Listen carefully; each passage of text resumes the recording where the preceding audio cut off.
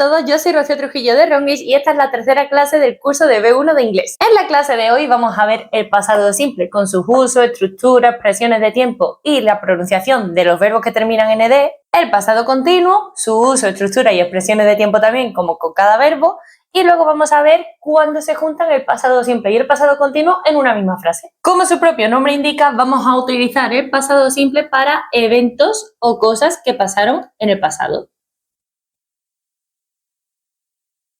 Además, no tiene por qué ser solo del pasado que te pasaron a ti, sino de cosas históricas tipo Christopher Columbus discovered America. Igual que el presente simple, el pasado simple también va a servir para hábitos del pasado. Hábitos, rutinas que tú tenías.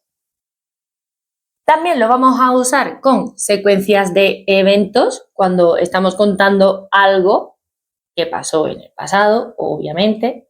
Y para acciones completadas. Realmente todo esto es lo mismo, pero bueno, así como que lo tienes más claro a la hora de estudiarlo. En cuanto a la estructura de este verbo, ya sabemos que todos funcionan de la misma manera, que el orden de las frases en inglés es sujeto, verbo, objeto, solo que aquí el verbo hay que ponerlo en pasado, obviamente.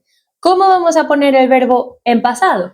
Pues va a depender de si es regular o irregular. Si es regular, que quiere decir que no aparece en esa lista tan traumática que sé que estás recordando, se le añade ed, pero si aparece en la lista va a ser la segunda columna.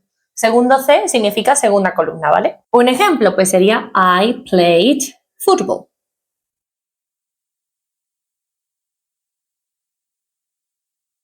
Para hacer la frase en negativo, en presente lo que hacíamos era poner el auxiliar do.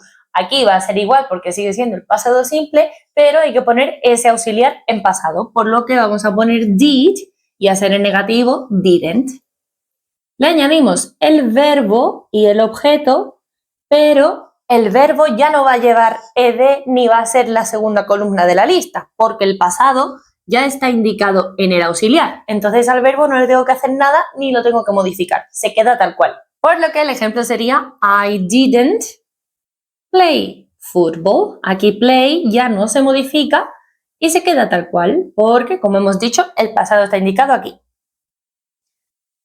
Para las interrogativas pasa exactamente igual. Empiezo por el auxiliar, el pasado de do, did. Did, sujeto, verbo y objeto. Pasa exactamente igual. Al verbo no le tengo que hacer nada porque el pasado está aquí. Por lo que el ejemplo sería Did you play football?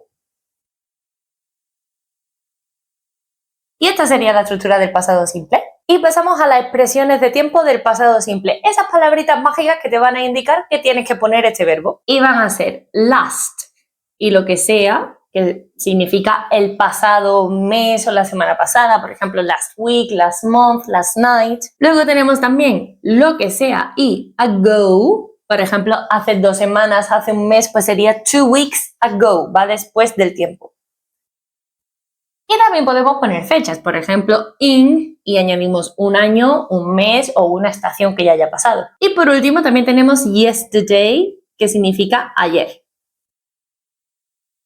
Y estas serían las expresiones de tiempo del pasado simple. Y pasamos a las reglas de la pronunciación de ed, porque esto no se lee played, stopped, tasted. La e casi nunca va a sonar, por lo que aquí no va a sonar, aquí no va a sonar y aquí hay que verlo, pero voy a explicártelo. Y es que todo va a depender de la letra que haya antes de ed. Por ejemplo, aquí hay una y, pues yo tengo que juntar esta y con la d del final, porque lo que no voy a pronunciar es la e, pero la d sí tiene que sonar, porque si yo te digo play, te lo estoy diciendo en presente o en infinitivo, tengo que verlo según el contexto. Pero para decírtelo en pasado, tengo que indicarte esa D, por lo que tengo que decir played. De manera que va a sonar muy suave y básicamente la pronunciación sería una D, porque sale así suave, played. Aquí pasa exactamente lo mismo, tengo que juntar la P con la D, de manera que si lo digo junto va a sonar como stopped. Tengo que hacer esa P con la D. Al final, lo que me queda es una T. Pero yo no quiero que te aprendas que si termina en una letra o termina en otra va a sonar como una D o si termina en tal va a sonar como una T. No, tu boca lo va a hacer sola, tu lengua va a funcionar de manera que ese sonido va a salir solo si sabes que la E no suena y tiene que sonar la D. Entonces, al juntar plate te va a sonar suave y al juntar stopped te va a sonar fuerte como una T. Aquí viene lo complicado, pero en realidad es lo más fácil. Y es que realmente yo no puedo juntar la T con la D, porque si no sería algo como chase. Volvemos a ser un aspersor, tenemos que evitar ser un aspersor siempre. Entonces, aquí sí que necesito que suene esta E, pero la E va a sonar como una I. Entonces, al final, tengo que decir tasted. Va a sonar siempre id. Pero esto solo va a pasar con los verbos que terminen en T o en D. Ya está. Todo lo demás van a funcionar así, de manera que tengo que decir la D sí o sí, pero aquí sí que te tengo que pronunciar la ED solo cuando el verbo termine en T o D. Por ejemplo, tasted, studied, tidied. Y esas serían las reglas. Pasamos ahora al pasado continuo y a su uso, aunque realmente solo va a tener uno. Y igual que en el presente continuo era una acción que estaba pasando en un momento específico, en el pasado va a ser una acción que estaba ocurriendo en un momento específico, pero en este caso va a ser del pasado. Por ejemplo, yo estaba estudiando ayer a las 4. Por ejemplo, I was studying yesterday at 4 p.m. Realmente hay otro uso, pero ese te lo voy a contar cuando veamos el pasado simple versus el pasado continuo. Y su estructura va a ser la siguiente. Como siempre, sujeto, verbo y objeto, pero aquí el auxiliar es el verbo to be en pasado, por lo que va a ser was o were, dependiendo de la persona, y el verbo va a ir en ing.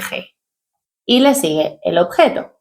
Por ejemplo, I was playing football. Y por favor, aquí no me digas playing, es playing. Vamos suave, fluye el tema, ¿vale? Playing. ¿En negativo? Pues lo mismo, pero te voy a negar el auxiliar, por lo que en vez de was o were va a ser wasn't o weren't. Y sigo con lo mismo. Verbo termina en ing y añado el objeto. De modo que quedaría algo como I wasn't playing football. Y en interrogativo, igual que siempre, voy a empezar por el auxiliar. Was, were, sujeto, el verbo que termina en ing y objeto, haciendo la pregunta, de manera que sería were you playing football? Y así quedaría la estructura del pasado continuo. En cuanto a las expresiones de tiempo, las palabritas mágicas del pasado continuo van a ser at that moment, en presente era in this moment, pero, bueno, in this moment o at the moment, en pasado pues va a ser at that moment or in that moment, ¿vale? Aquí sería lo mismo. También podemos decir last lo que sea, pero a una hora específica, porque era lo que estaba pasando en ese momento específico del pasado. Por ejemplo, last lo que sea at, y aquí te meto la hora. Last night at 8 o'clock. También vamos a tener when y while, que son palabritas que vamos a aprender cómo usarlas ahora. When, cuando, while, mientras. Y la última expresión que vamos a utilizar va a ser all en cuanto a all day, all night, pero refiriéndonos al pasado. Así que aquí iría la expresión de tiempo que queramos. Y estas serían las expresiones de tiempo del pasado continuo. Te recuerdo que si no estás seguro de cómo añadir ing, si se le dobla la letra, no se le dobla tal, eso te lo expliqué en la clase 2 cuando vimos el presente continuo. Y por último, una vez hemos aprendido a usar el pasado simple y el pasado continuo, ahora toca juntarlos. ¿Qué va a pasar? Yo puedo tener en una frase los dos tiempos verbales. Puedo tener el pasado continuo con el pasado simple.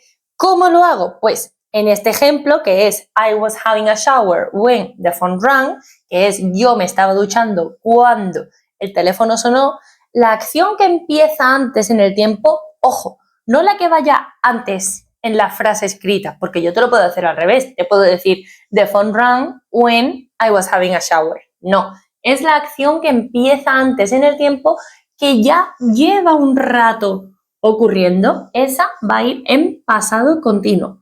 Luego voy a tener el when, que es cuando, que es el nexo que une las dos frases, y la acción que interrumpe a la otra, a la que ya llevaba un tiempo, un rato ocurriendo, va a ser the phone rang, porque de repente esta interrumpe mi ducha. Esa va a ir en pasado simple.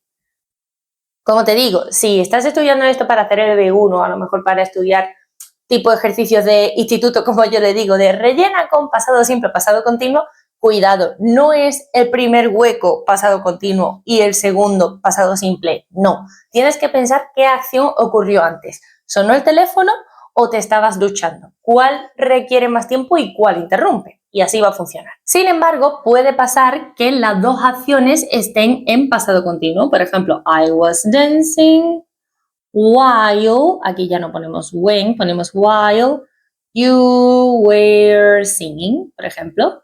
Yo estaba bailando mientras tú estabas cantando. Aquí las dos están ocurriendo al mismo tiempo porque las dos están en pasado continuo, o sea, están pasando en un momento específico del pasado, pero es el mismo momento porque mientras pasaba una cosa, estaba pasando también la otra. Cuidado con eso. While